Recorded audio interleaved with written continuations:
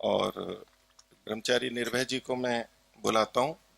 हमारे यहाँ के सबसे छोटे ब्रह्मचारी हैं, जो कि 6.5 साल के हैं। अब माता पिता भी बैठे हैं, बच्चे भी बैठे हैं, आइए। और नचिकेता की कथा हमारे को याद हो जाती है। और बच्चों में नचिकेता में हट होती है। आचार्य रविंद्र जी भी पीछे बैठे हैं, उन्होंने भी एक हट की थी, ये भी नचिकेता के रूप में यहाँ आए थे। यहाँ नियम ये था कि दर्शन ही पढ़ाएंगे, व्याकरण यहाँ नहीं पढ़ाने का था। संस्कृत पढ़ा के दर्शन पढ़ाते थे। लेकिन इन्होंने ऐसी हट की कि आचार्य जी को झुकना पड़ा। इन्होंने कहा नहीं, मैं ऐसे ही पढ़ूंगा। और यहाँ दर्शन योग महाविद्यालय में भी व्याकरण, महाभाष्य आदि का अध्ययन करने वाले आप प्रथम यहाँ के स्नातक थे, और पहले एकमात्र। एक और, हाँ एक ही है, हाँ एक मात्र। नचिकेता किशोर होता है ना, उसकी हट जाती नहीं है। तो आचार्य को झुकना पड़ता है। वैसे मैं सोच रहा था कि पहले नचिकेता को तो पिता को रुष्ट होके आना पड़ा, पिता दुखी थे, और वो तो 3 वर मांगे गए थे, उसमें से एक वर को उस नचिकेता को इसमें देना पड़ा, या यूं कहूं कि गंवाना पड़ा, कि मेरे पिताजी शांत हो और प्रसन्न हो। लेकिन यहाँ इतने माता पिता हैं जिनको इन बच्चों को अपना एक वर माता पिता को देने की आवश्यकता नहीं है। एक वो थे, एक आज के भी बहुत से माता पिता हैं जिन्होंने प्रसन्नता से अपने यहाँ को बच्चों को भेजा है। बच्चियां भी हैं और बच्चे भी हैं।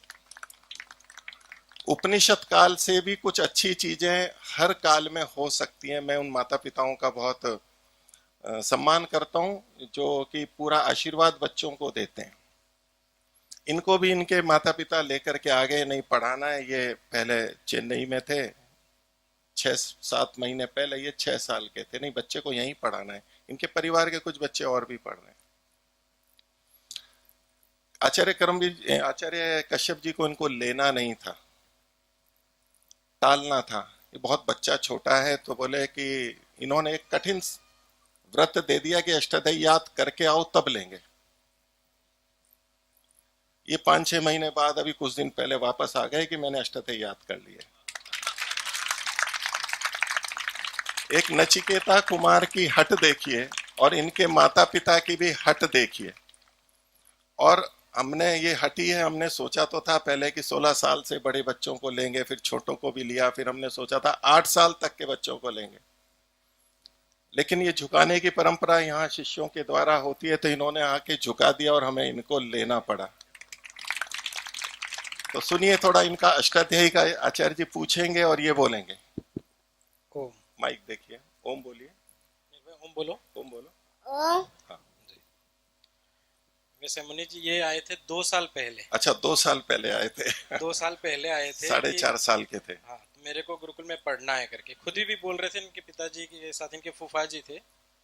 तो मैंने कहा कि अभी तो बहुत छोटा है, इसको संभालना हमारे लिए कठिन होगा। तो बोले हम 2 महीने में इसको कपड़े धोना और ये सब चीज़ें सिखा देंगे, आप रख लो। तो ये तो कठिन हो जाएगा, क्योंकि औरों को भी संभाल रहे थे, छोटों को संभालने में थोड़ी समस्याएं रहती है।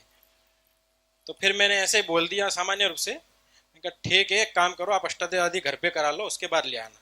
मैंने ये सोच के बोला था कि अष्टाध्यायी आदि करेंगे तब तक 8-10 वर्ष के हो जाएंगे, आएंगे। तो ये फिर दोबारा आए थे गुरुकुल में, फिर दोबारा बोले जी अब रख लीजिए, मेरे 2 अध्याय हो गए। तो फिर मैंने कहा एक बार पूरी करो, क्योंकि स्कूल में भी पढ़ते थे, फिर कुछ ऑनलाइन क्लासेस होती उसमें भी पढ़ते थे, सब जगह पे पढ़ाई में अच्छे थे।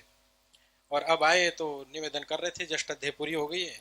अष्टाध्यायी पूरी हो गई तो भी मैंने टालने का प्रयास किया। मैंने कहा ठीक है, रचनानुवाद कौमुदी में जो पीछे के शब्द रूप दिए हुए हैं, धातु रूप दिए हुए हैं, वो एक बार स्मरण करा दो, फिर विचारते हैं। वो भी करा दिए इन्होंने। तो फिर कहा कि अब ले लेते हैं। फिर मुनि जी से पूछा तो ठीक है बोले, वचन है तो ले लेते हैं। ले तो इन्होंने, लेते हैं नहीं, लेना पड़ेगा। हाँ लेना, लेना पड़ेगा। तो इन्होंने अष्टाध्यायी याद की हुई है। अभी अष्टाध्यायी नई नई है, कुछ कच्ची भी होगी, लेकिन देखते हैं, अभी प्रयास करते हैं कैसा करते हैं ये। प्रथम अध्याय शुरू से सुनाएंगे आप? हाँ। प्रथमोऽध्यायः प्रथमः पादः वृद्धिरादैश्च अदेङ्गुणः इगो गुणवृद्धेन धातुलोप आर्थधातुके किंगति च तृतीय पाद दीदिवे निर्भय, वेटा। मैं बोलूंगा तो रुक जाना है, ठीक है? तृतीय अध्याय का तृतीय पाद। तृतीयोऽध्यायः तृतीयः पादः उणादयो उणादयो भूलं भूतेपि भूतेपि दृश्यन्ते भविष्यति उणादयो भूलं भूतेपि दृश्यन्ते भविष्यति गम्यादयः यावदुदाहरणे यावत् प्राणिपातयोर्लट्। यावत् प्राणिपातयोर्भाषा अष्टम अध्याय का चतुर्थ पाद सुनो। अष्टमोऽध्यायः चतुर्थः पादः रसाभ्यां नोणः समानपदे अट्कुप्पाङ्गनिव्ययेऽपि पूर्वपदात् संज्ञायाम्यः। ठीक है, मिश्र का ठीक है निर्भय जी, धन्यवाद और आपका। बीच में से पूछिए। और आचार्य रविंद्र जी कोई सूत्र बोलिए। चलो, तो बहुत बहुत बच्चे को उत्साहित आपने किया और आशा करते हैं ये आगे और बहुत अच्छे, इस बच्चों की स्मृति अच्छी होती है, इसीलिए बच्चों को भी लिया, इनको वेद का स्मरण होगा। तो बहुत बहुत इन्होंने ऋग्वेद भी कर रहे हैं अभी। अच्छा, ऋग्वेद कितना हो गया? ऋग्वेद का अभी शुरुआती ही है, लेकिन इसमें इन्होंने ऋग्वेद का चयन किया, ऋग्वेद पूरा किया करेंगे। तो ये संपूर्ण ऋग्वेद भी इनको स्मरण हो जाएगा। खुद ही ने ऐसी चयन हम किया आशा है। मैंने बोला तो बहुत बड़ा है, बोले बड़ा ही पहले कर देता हूँ, बोले। देखिए, कठोपनिषद की कथा है, वो भी होती है कि यमाचार्य ने कहा कि ये दूसरा वर ले लो, ये ले लो, ये तो सबसे कठिन है। तो नहीं, मेरे को तो यही वर लेना है केवल। धन्यवाद बहुत बहुत। नहीं, इनके पिताजी नहीं है, इनके परिवार के बच्चे हैं। कौन कौन है परिवार के? और इनके जो संबंधित थे उन्होंने खुद ने बोल बोल करके पढ़ा है। ये दो बच्चे भी हैं, और भी है कोई? हाँ, ये भी उसी परिवार के बच्चे हैं। ऐसे ऐसे परिवार के हैं जिन्होंने बच्चों को, बच्चियों को भेजा है। ठीक है, धन्यवाद। यहाँ एक छोटे ब्रह्मचारी हैं, माता पिता यहाँ आए हुए हैं। हाँ, आप उनको दो, उनको दो। अच्छा, मतलब कहाँ के रहने वाले? हरियाणा के। हरियाणा में कहाँ के हो? झज्जर के हैं। स्वामी सत्यपति जी भी झज्जर के ही थे। ठीक है, चलो। और यहाँ माता पिता बहुत से आए हुए हैं।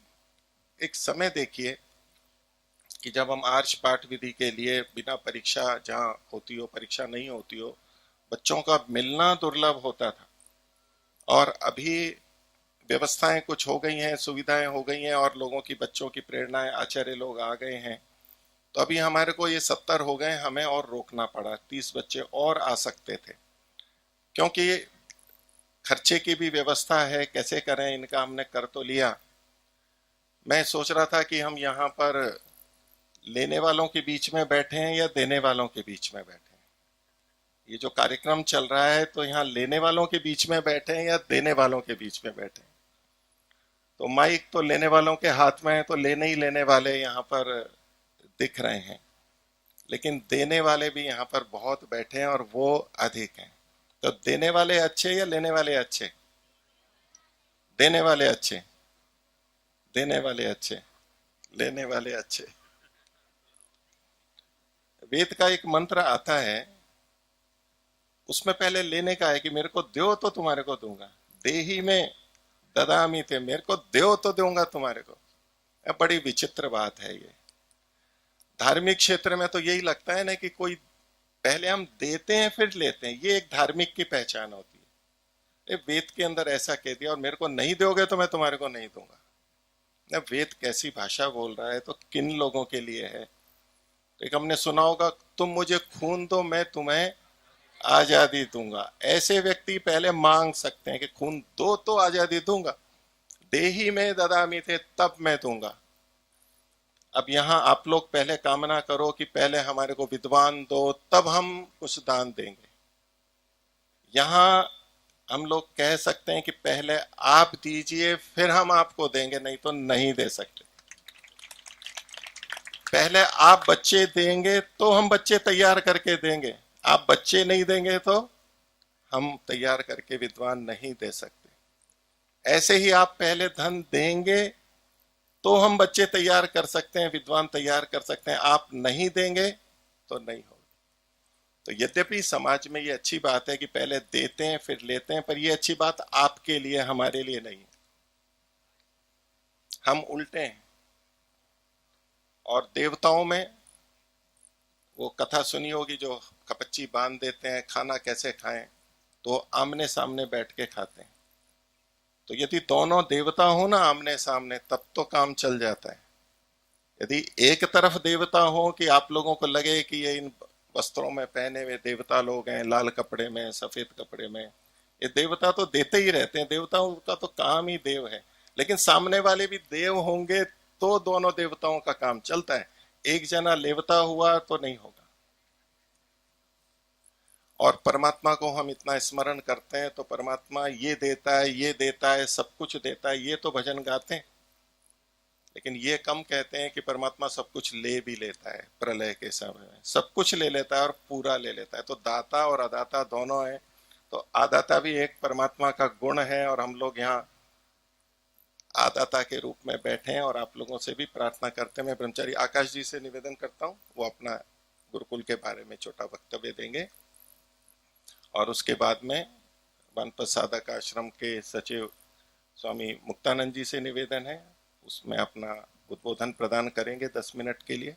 हमें 40 मिनट मिले, उसके अंतर्गत हम कुछ प्रयास कर रहे हैं। आज ब्रह्मचारी आकाश जी, तो मैं फिर भी सोच रहा था कि हम देने वालों के बीच में बैठे हैं या लेने वालों के, तो क्या जी दोनों हैं। लेकिन प्रमुखता से कथन होता है कि देने वालों के बीच में बैठे हैं, लेने वाले। देने वाले ज्यादा हैं या लेने वाले ज्यादा हैं? देने वाले ज्यादा हैं, तो हम देने वालों के बीच में बैठे हैं।